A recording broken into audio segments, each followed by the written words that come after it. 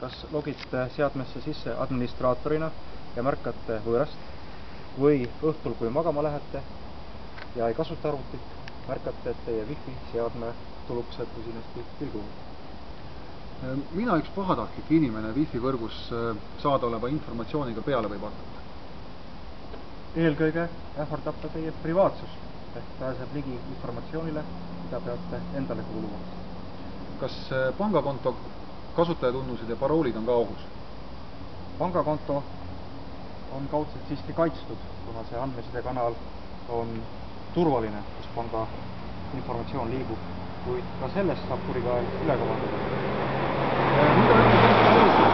Kas Wi-Fi võrgu niinimetatud varastamine on ebaseaduslik?